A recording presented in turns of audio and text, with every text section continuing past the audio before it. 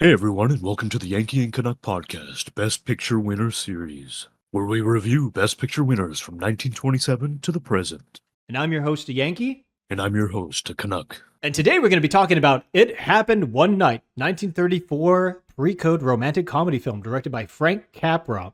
It's the seventh Best Picture winner. And fun fact, it actually is only one of three Academy Award winning Best Picture films to win all five major Academy Awards nominations: Best Picture, Best Director, Best Actor, Best Actress, and Best Adapted Screenplay.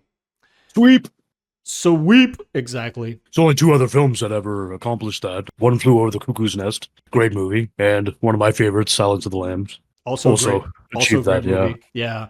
So yeah, both great movies. Yeah. Both of those are great movies. What about this film, though? Well, I will say, having suffered through some of the worst Best Picture winners I've ever seen in my life, I am happy to finally say that this one is great. Now, listen, Wings, that was good. All Quiet on Western Front, I thought that's good, very good. This, to me, great. This is a great film. It's not... it doesn't have a crutch in terms of like, oh, there's a war happening and, you know, you have to empathize with these soldiers. None of that. It's just simply two people that meet on a bus and they get to know each other all the way to the end of their journey. This is a road trip movie. That's all this is. You know, it's really a very simple story, and they make it work because of the great performances of Clark Gable and Claudette Colbert. I mean, they did amazing in this thing. They were just... You just love them. From beginning to end, you just absolutely love them. And also, having read Cimarron and Grand Hotel, I read the short story for this thing. It was actually called Night Bus, which is referenced in the film in the very beginning on the sign. Yeah. It was originally published in the August edition of Cosmopolitan, 1933, by Samuel Hopkins Adams. It's a real short story. I forgot. It's like 60 pages or something like that. So the story is actually pretty good. It's actually not bad. It's actually very witty at times. I was pretty, I wouldn't say captured or enamored by it, but I was entertained. I was like, this is pretty good. It does go off the rails here and there and dip in quality at some point towards the end. Like, you know, he was just not really figuring out how to hold this whole thing together. But the core of the story is still there. And the core of the story was wonderfully adapted in this particular movie by Robert Riskin.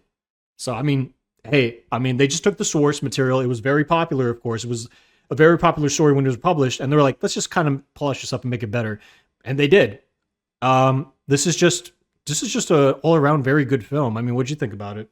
Yeah, I mean, I actually have to agree. You know, it's a pioneering film in as far as rom-coms and screwball comedy, right? Yeah. But I look at it as, it's not even like that, just a typical rom-com. You know, I really like the fact that, you know, there's the journey, right? The journey with the characters is always the main thing, and the typical rom-com, how they interact, the tension and the connection, then there's that moment. And I hate you, I love you, you know, and and it has that, and it's a simple story, as you said, but it's effective. But I feel like compared to a lot of rom-coms I've seen, and I've seen quite a few over the decades, right? And let's be honest, most of them in the 90s and 2000s weren't very good. There's a couple that obviously were fine and good, but well, by then they were churning them out like clockwork, and now there's a whole goddamn two channels about this like Hallmark Channel, Lifetime Channel. That's pretty much all they do in Christmas movies, which are essentially rom-coms anyway, you know. Yeah, exactly. I mean, so this movie has that. It's obviously one of the first to have that blueprint, that formula, right? They paved the way for it.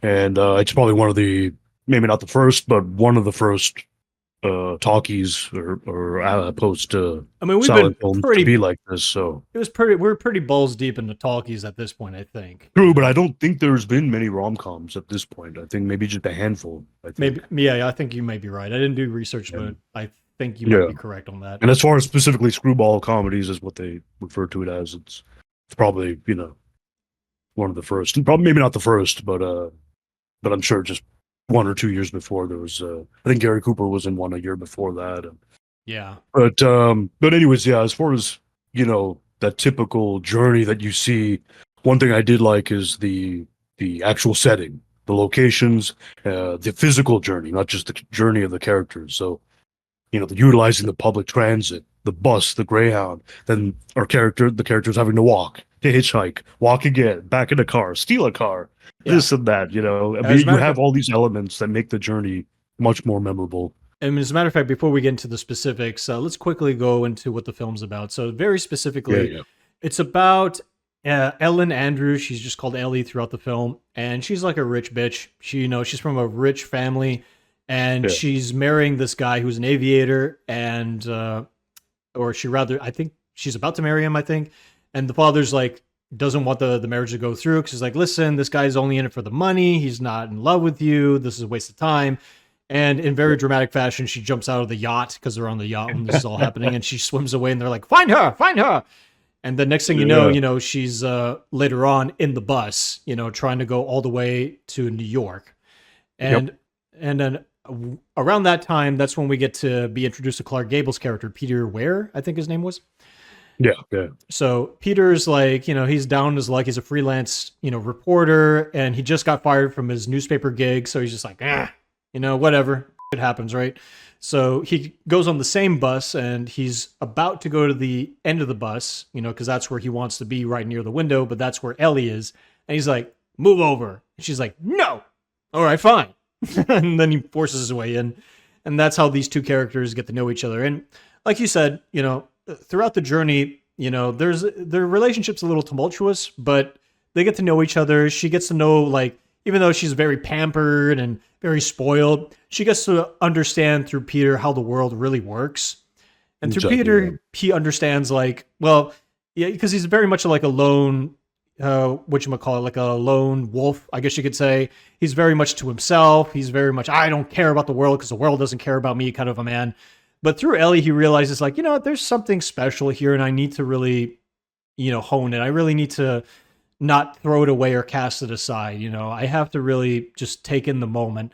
So it really is a beautiful story about two very different people from very different backgrounds that decide that, that get together and they realize, like, hey, you know what? There's more to life than our individual lifestyles. You know what I mean? Yeah. So that's the essence of the story, I think. And it's beautiful. It's just a beautiful, simple story. Yeah, I agree. I mean, that's exactly it.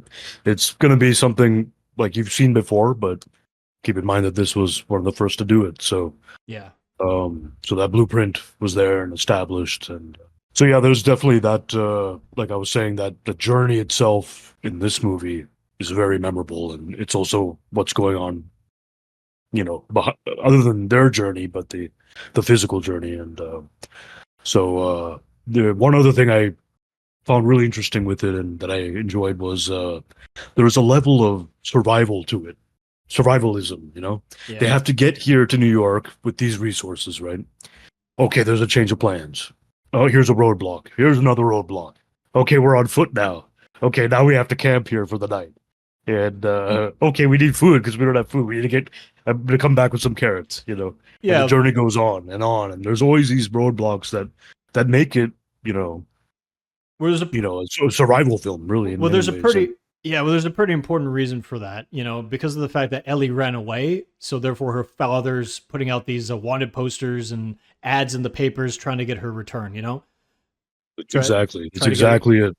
Yeah, so Peter eventually catches wind of this, and instead of just calling the father and getting the reward, he decides, what's more important than the money is the story, because to him it's about the story, because he wants to Exactly. kind of get back at his boss who fired him, be like, oh yeah, well, you know what? I'm going to come up with a great story, and it's going to be this and that, But unfortunately, because of the ad, other people start catching wind, like, this is a very famous woman who has a bounty on her Yep. head.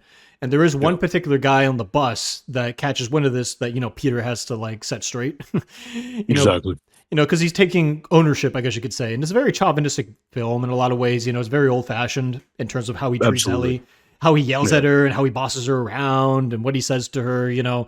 So, because I watched the film again with someone and she was just like, oh, yeah, he's a little bit too bossy, a little bit too forceful. And I'm like, yeah, well, that's no, yeah, but this film's kind of antiquated, and you got to see it Sure. with those eyes, But yeah, but that's the main thing that's keeping this journey, it prevents them from staying on the bus. Like you said, it goes from them being on the bus to hitchhiking to sleeping in a barn, and it's just like they go on this little crazy little detour just because they're trying to avoid getting caught.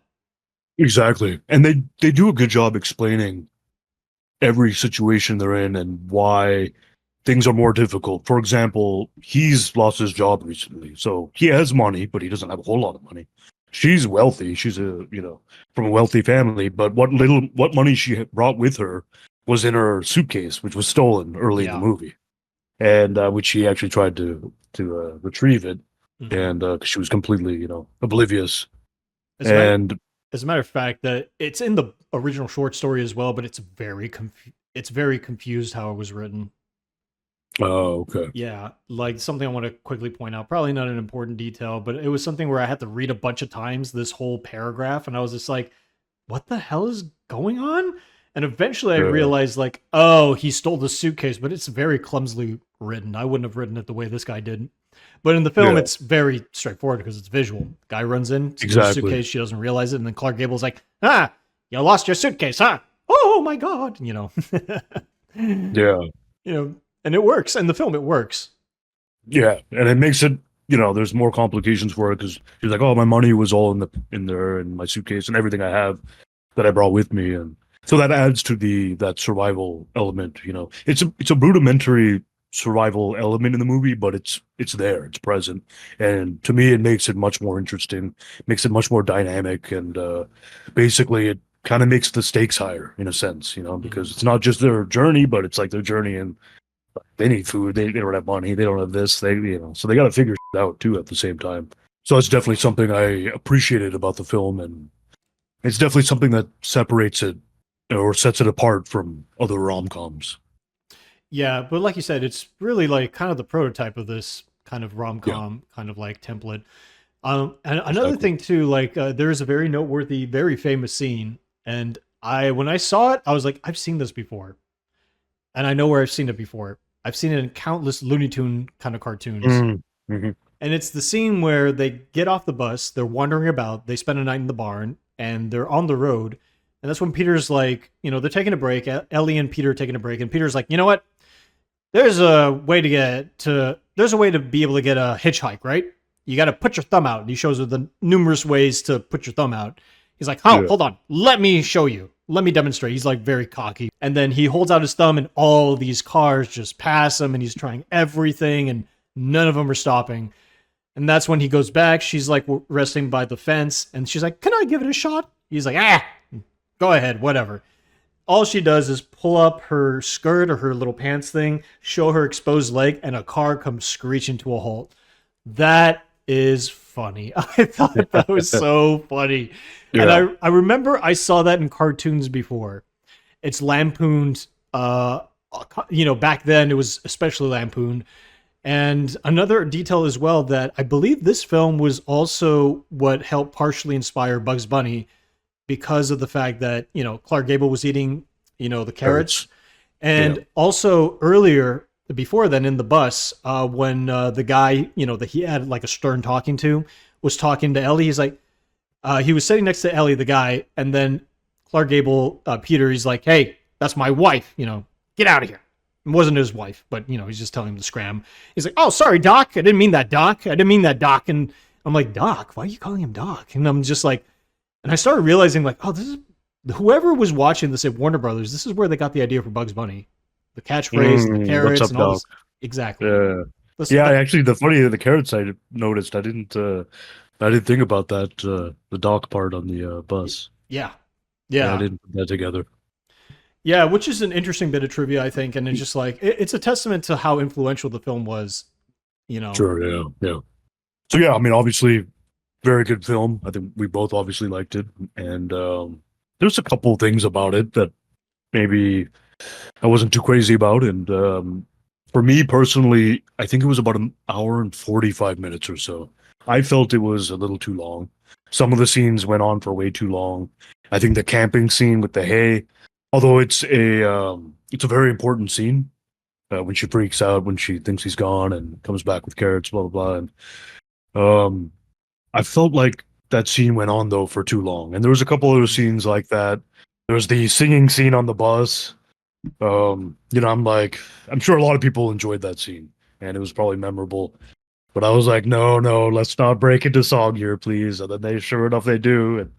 And I'm like, all right, that's enough. Let's wrap it up. And so there's a couple scenes there that I'm like, oof, this, making the movie probably 10, 20 minutes longer than it needed to be. I mean, it's nothing crazy, doesn't ruin the film or anything, but there was a couple scenes like that. I was like, all right, let's get on with it. Come on. Yeah, Let's move it along. So I think, yeah, I know where you're coming from because it does elongate the film unnecessarily, but it yeah, also builds atmosphere. I feel like it's to show that, this journey is a long journey, and here are the moments that, encapsulate each step of the way, I feel.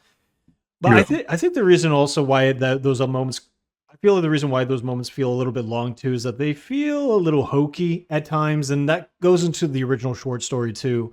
Because mm, funnily enough, in the original short story, it's like these moments do happen, and they do all kinds of crazy side adventures in here and there. But it also feels a yeah, little manufactured. It does feel like the writer's making shit up just to keep the story going. You know what I mean?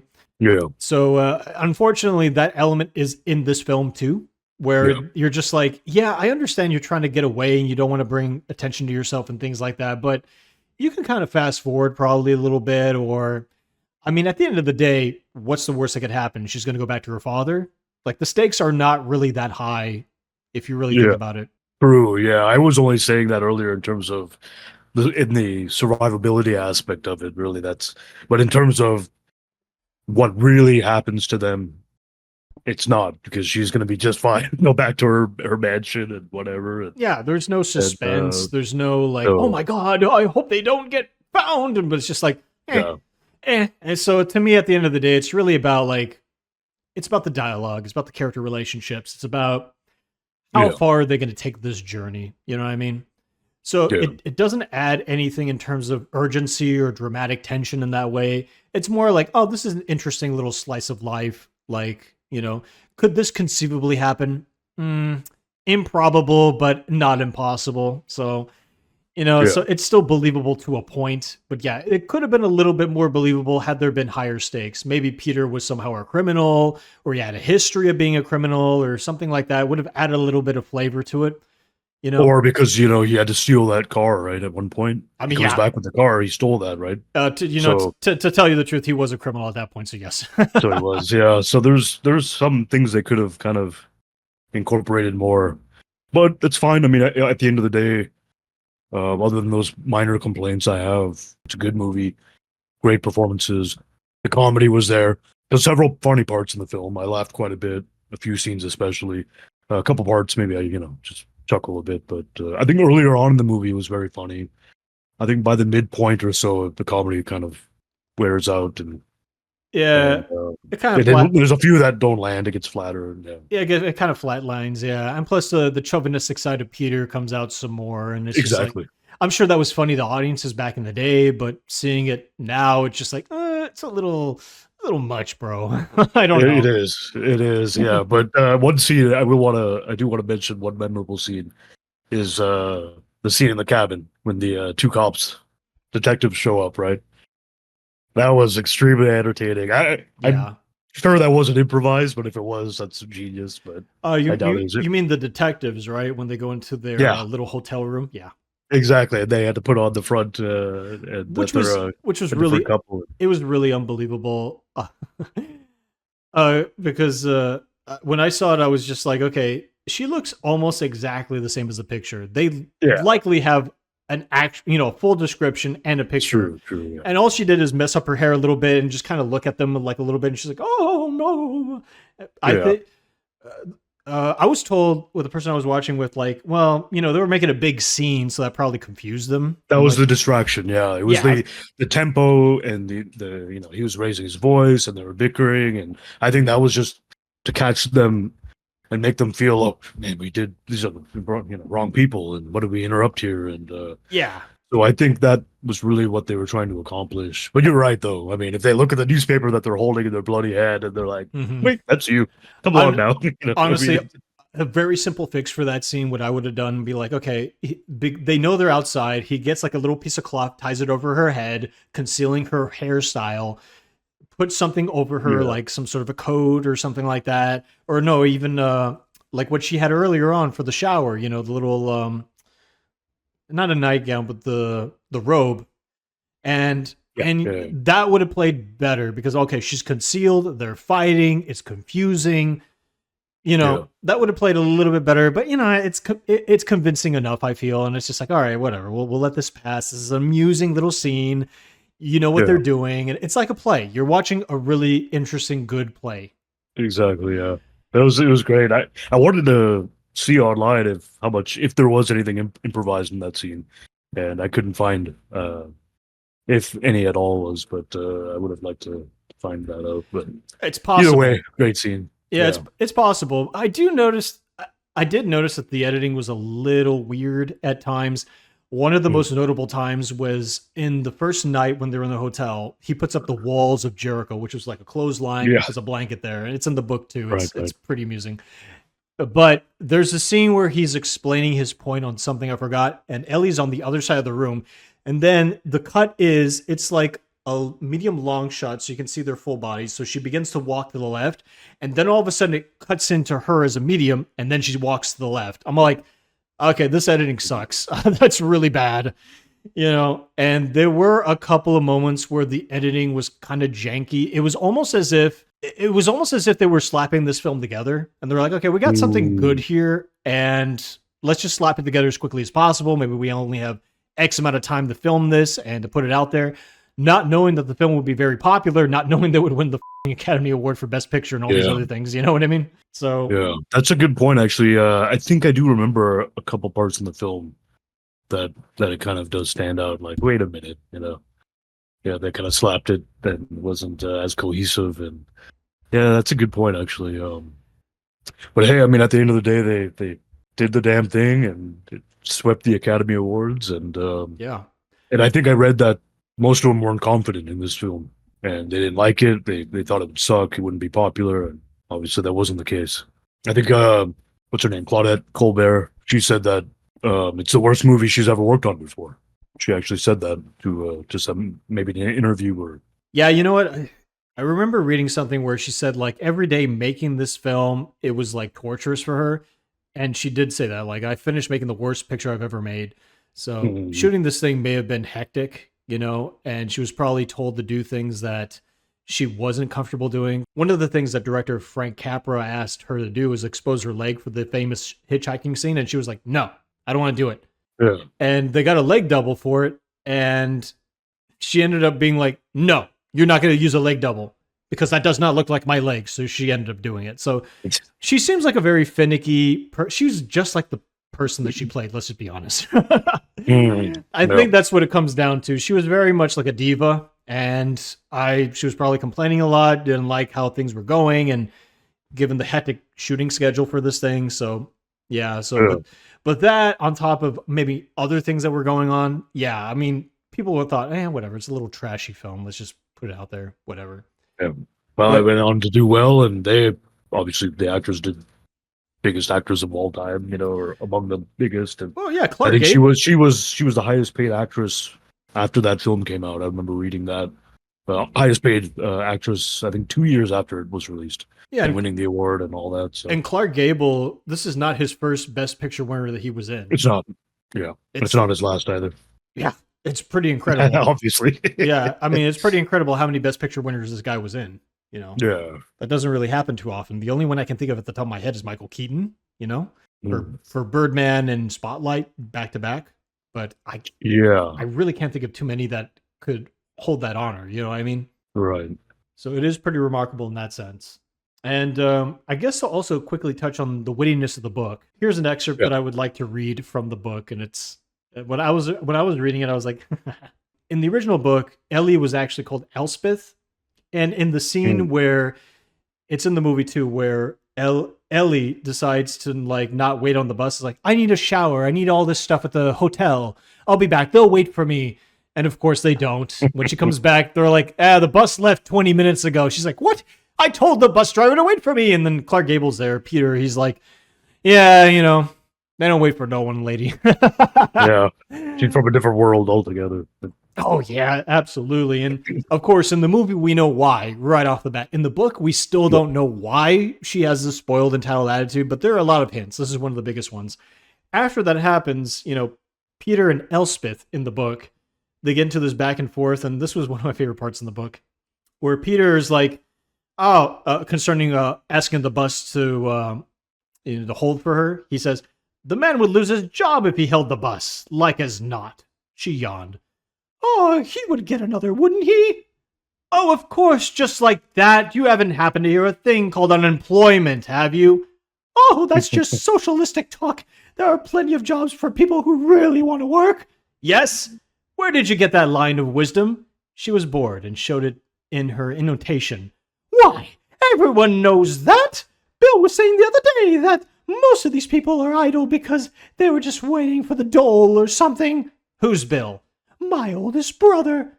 "Oh, and I suppose Bill works?" "Well, he plays polo almost every day." I'm